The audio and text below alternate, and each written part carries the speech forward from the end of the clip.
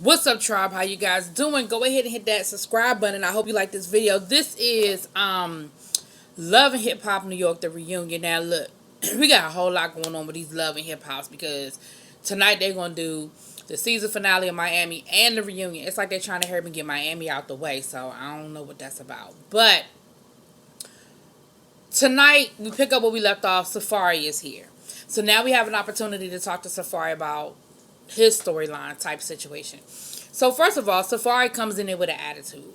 And he comes in with an attitude. And basically, I feel where Safari's coming from. Because Safari was like, look, I feel like he was like, I had an opportunity to see the episode back. And like really see things. And he was like, I feel like Joe is just, he fake. Because we rode on the bus together to the bonfire. And he didn't say shit to me. He ain't had no issue. Ain't nothing pop off until we got to the bonfire and the cameras were on. Then all of a sudden, he put my face in the sand and all this other stuff. He was like, so yeah, nah, I got a problem with that because you wasn't bringing all that energy when there wasn't no cameras. And if we was really friends like you said we was friends and you really had a problem like that, then that's the conversation you have with me when we alone. And you like, look, now on the flip side, I don't think Safari owes anybody anything as far as his relationship. However, I do feel like if you and Joe had a relationship, had a friendship, and Joe came to you and he asked you, look, is she going to be there? And you said no. And when the situation changed, I don't think it's a problem for you to be like, yo, I'm bringing Shorty. You know what I'm saying? That's my girl, that's my boo, and she coming. I don't really see that being a big deal. Now, the other thing that I'm with Safari on was Erica Mena was at the baby shower. Everybody was at the baby shower. He was like, and I only see you running up on Papoose talking about some yo, yo, yo. And I already said that. I said that he wasn't, that Joe Budden wouldn't have talked to nobody else like that, other than Safari. So, the fact that everybody was at the baby shower and you ain't have a problem with Erica Mena being at the baby shower, now, Sin said that's different. I don't know how different that is because if your issue is being around her, then your issue is being around her. Then after all of the arguing back and forth, then Sam gonna finally say, well, I don't hate, I got love for you. She was like, I was just really hurt because I felt like me. She said, I don't know who this dude is. And Safari was being a real asshole, like, at first. But then it was like he sort of caught himself and was like, you know what, this, he's like, I'm in defense mode. He said, but you know what, this not me. You right.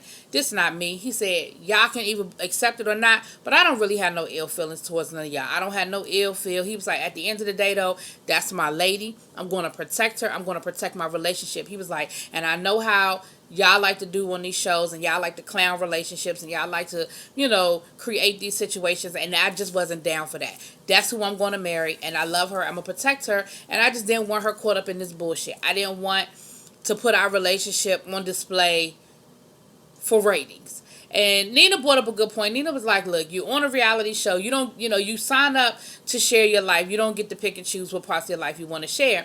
But again, also in defense of Safari, he wasn't messing with Erica at the beginning. It kind of evolved as the season evolved. So I saw both sides of the story. I still feel like Joe was a little extra though. Real extra.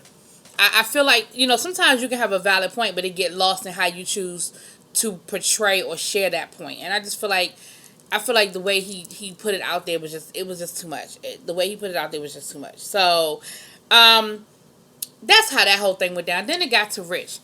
I don't understand Rich's issue at all. He admitted that him and Safari weren't friends. He said, but I feel like me and Safari had enough one-on-one time that he would understand the issue, But I really don't feel like Safari owed Rich a damn thing. Like, if you gonna say that y'all ain't been together in a long time and that you're not really tripping over it, then why the fuck do you care?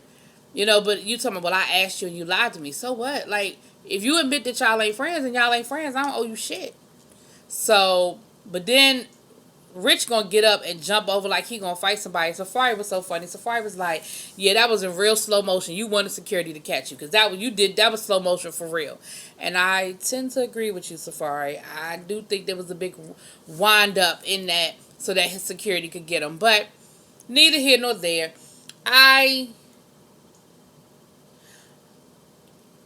I think that Safari was cool for buffooning for the cameras when it was all jokes and giggles.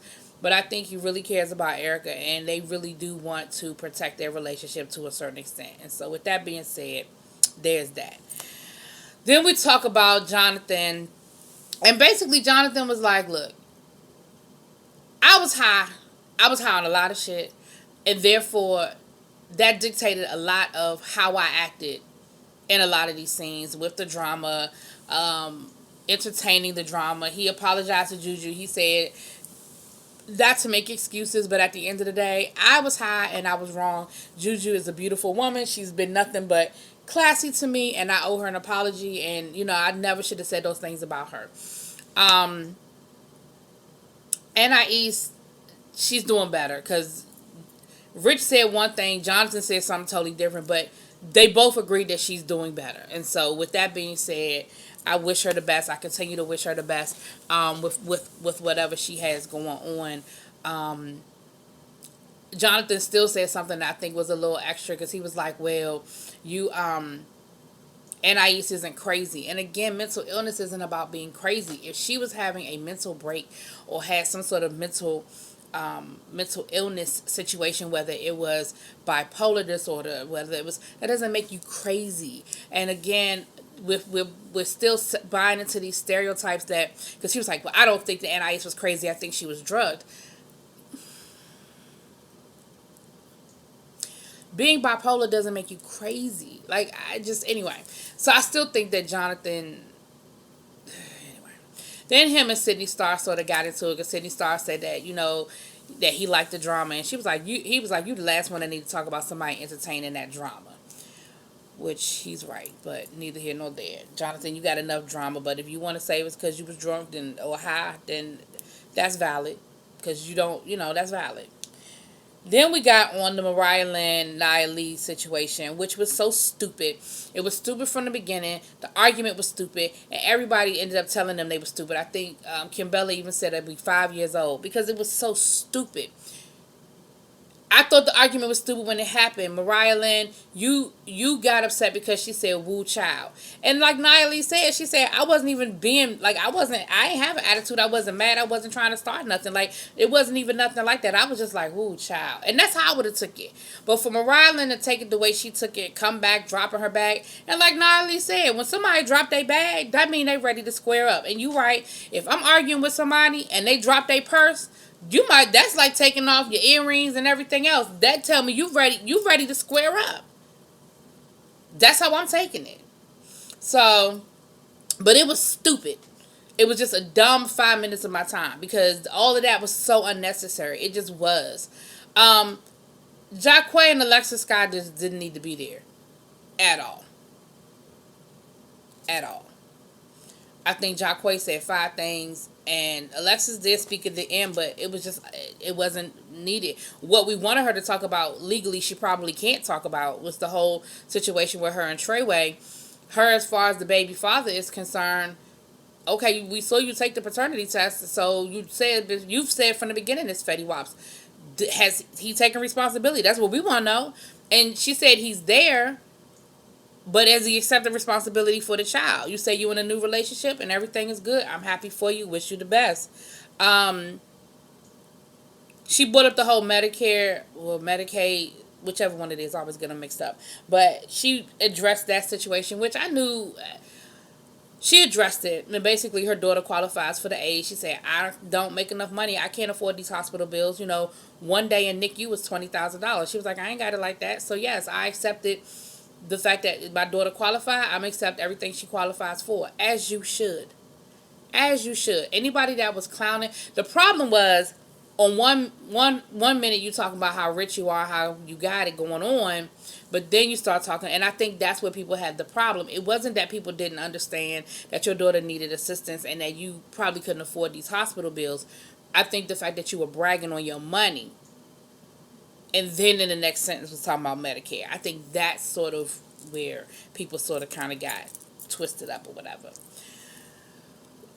Rich talked about the court case with Miracle and, his daughter, and the case starts, I think he said April 19th, something like that, April 16th, April 19th. And Remy said that she thinks she should take the plea. Now let me say this, and I'm nobody's lawyer. I ain't go to nobody's law school.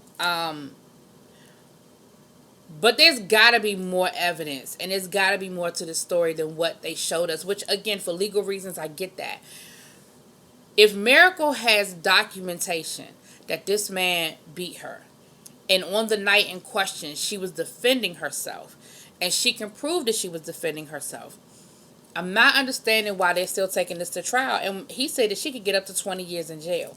So I'm not sure what all the DA has, what evidence the DA has, and what they know that we don't know.